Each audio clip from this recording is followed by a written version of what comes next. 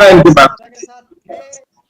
नहीं लेकिन नागेंद्र जी मैं ये कह रहा हूँ, खड़े रहो, बैठ जाओ, सो जाओ, इससे क्या अंतर पड़ता है? खड़े रहो ना, कौन बोला कि मत रहो? जाकर वहां सो जाओ, दंडवत रहो, पैसा मत दीजिए तब भी आपका जय जयकार करेंगे, तो रोका है क्या? रहिए ऐसे ऐसे 10-20 एमएलए आ जाए, एक आए तो चले गए और 10-20 लोग आएंगे, ये तो प्रायोजित है। तो ऐसे लोगों से क्या मतलब है? जिनको दंडवत करना तो करते रहिए ना, क्या फर्क पड़ता है? तो भैया सहारा के साथ खड़ा रहो, पैसा दिलवा दो ना, पैसा कौन दिलवाते है? हाँ बोलिए बोलिए। नहीं मैं नागेंद्र जी ये कह रहा हूं कि मान लीजिए कि बाकी लोगों को बोलने का मौका दीजिए सर। हाँ नहीं हम वही कह रहे हैं कि कोर्ट तो चलती है साक्ष्यों पर ना, प्रमाणों पर चलती है। और कोर्ट अगर ये प्रमाण उनको जुटा रही है कि मैंने एफिडेविट दे करके कि मैंने अपने मन से किया है, तो ये बात कोर्ट में सहारा कह सकती है कि देखिए हमने पैसे दिए थे, निवेशकों ने हमें वापस कर दिए हैं, और आप जो अब हमसे पैसे मांग रहे हैं हमने उस पैसे को निवेश कर दिए हैं, निवेश इसी इन जगहों पर है, फिर भी आप अगर कह रहे हैं तो मैं 10,000 करोड़ रुपया वापस कर दूंगा। अब आपके पास जो पैसा है वो पैसा दे दीजिए और हम निवेशकों का लौटा देंगे आपको, जो आपने हमसे जो जबरदस्ती से तहसील लिया है 15,000 करोड़ रुपए या 25,000 करोड़ रुपया, उस पैसे को लौटाइए। मैं कह रहा हूं कि तब भी निवेशकों के हित में जाएगा ना, ये मैं कह रहा हूं। आपको लाइन ऑफ एक्शन तैयार करना पड़ेगा, आपको यह साबित करना पड़ेगा कि एफिडेविट फर्जी है और इसका अल्टीरियर मोटिव, थोड़ा सा काम बढ़ जाएगा हम लोग का काम बढ़ जाएगा थोड़ा सा। नहीं मैं ये कह रहा हूं कि आपको भी क्या ये नहीं कहना चाहिए कि हाँ ठीक है, अगर ये एफिडेविट दे रहे हैं तो हम उसको चैलेंज नहीं कर रहे हैं, लेकिन अब जो पैसे हैं वो कब देंगे ये बताइए ना, ये मैं कह रहा हूं। री इन्वेस्टमेंट तो करा लिया, लेकिन आप पैसे कब मिलेंगे? हमें पैसे चाहिए। तो इसकी बात होनी चाहिए सर, आशुतोष सर, इसकी बात होनी चाहिए, लोगों का पैसा कैसे मिले, इसकी सर बात होनी चाहिए। नागेंद्र जी ये चुनौती वाला विषय है। और सर देखिए सारा इन्वेस्टर टीम से बात करता रहा है, पैसा सुप्रीम कोर्ट में कोई कुछ भी सर दे लिख के, उससे मतलब नहीं है सर, लोगों का सर पैसा मिलना चाहिए सर। इसलिए कि सर देखिए कोर्ट खेलते सर 12 साल हो गया, अगर आगे भी सर हम अगर कोर्ट खेलेंगे तो फिर सर 12 साल और हो जाएगा सर, और जितने भी लोग सर हैं सब लोग सर खत्म हो जाएंगे सर। 10,000 लोगों ने सर आत्महत्या कर चुका है सर, तो 10-12 साल में 10,000 नहीं 50,000 लोग सर आत्महत्या कर लेंगे, तो इससे सर कुछ होने वाला नहीं है सर। हम चाहते हैं कि सर हम देखिए ये बात सही है सर, उस समय जब सहारा का स्थिति सर बढ़िया था तो एजेंट ने बोला कि हाँ इसको निवेश करना पड़ेगा, तो हम लोगों ने सर मेरा है खुशी सर निवेश कर दिया, इसलिए कि सर पैसा उस समय सहारा इंडिया से मिल रहा था, तो उसमें सर कोई दिक्कत नहीं है।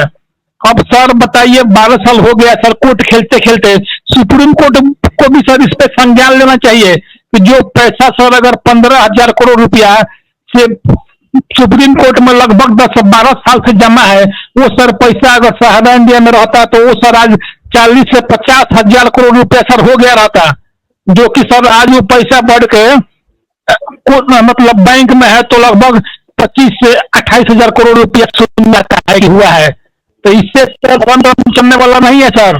कोर्ट को फिर संज्ञान लेना चाहिए और निवेशक का बटने का व्यवस्था सर करना चाहिए कि लोगों का पैसा कैसे मिले, इस पे सर कोर्ट को सर ध्यान देना चाहिए।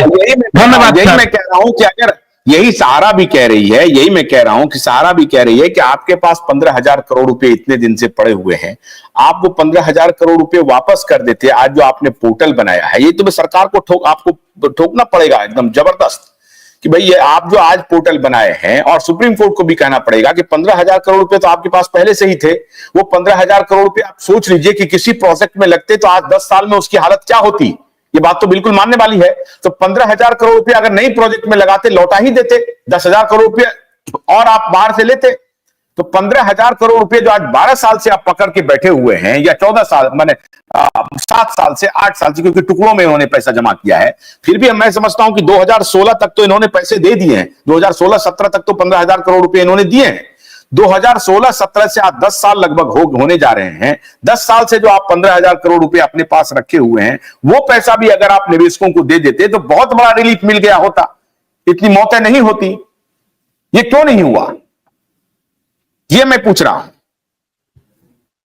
सरकार भी जिम्मेदारी सर सही है सर। सर आप जो बतला रहे हैं, तो यहाँ मसला जो है सो सर, सेबी का जो मसला फंसा हुआ है, क्यू शॉप उसको इसका रियल एस्टेट का मसला फंसा हुआ है। तो रियल एस्टेट और उसको हाउसिंग को लोग कन्वर्जन कर दिए। तो सही बतला रहा है सेबी कि यहाँ जो है सो जितना भी है क्यू शॉप का बंदा है नहीं, ये पैसा जो है फर्जी है। सही बतला रहा है। अब सहारा तो जो सहारा में जो मसला फंसा हुआ है, सोसाइटी का तो मसला फंसा हुआ नहीं है। सोसाइटी वाले को कहिए पेमेंट करवाने के लिए, हाउसिंग उसको क्यू शॉप वाले को कहिए पेमेंट करवाने के लिए, उनको क्यों नहीं पेमेंट करवा रहे? जो सहारा शुरू से एम्बार्गो लगा हुआ है, तो 25,000 करोड़ जो है सो सेबी जब्त करके रखे हुआ है। सही से भी कह रहा है सर कि ये पैसा जो है सहारा का जो ये फर्जी पैसा है।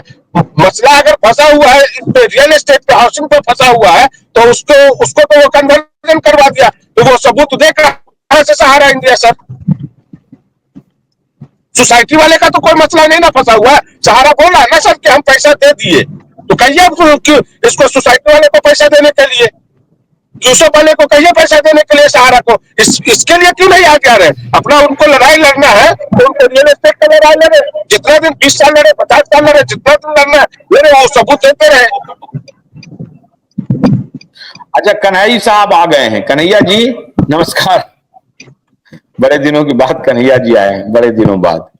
कन्हैया जी, ये जो आपने एफिडेविट का खेल शुरू किया है, ये क्या खेल है? फिर निवेशकों का पैसा नहीं देना है क्या? कोर्ट में उलझाना है? कन्हैया जी अनम्यूट कीजिए, कन्हैया शाह जी अनम्यूट कीजिए,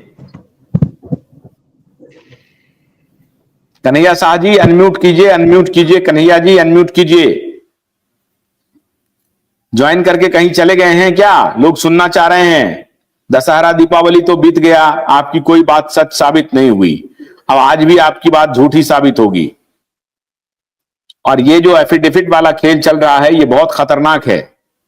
अगर इस एफिडेविट को दे करके सहारा का लाभ होता है और कंपनी को पैसे मिल जाते हैं तो बड़ी अच्छी बात है, लेकिन अगर इस एफिडेविट को देने से ये मामला है कि उलझ जाए मामला, तब तो बहुत दुखद है। कन्हैया जी बोलिए।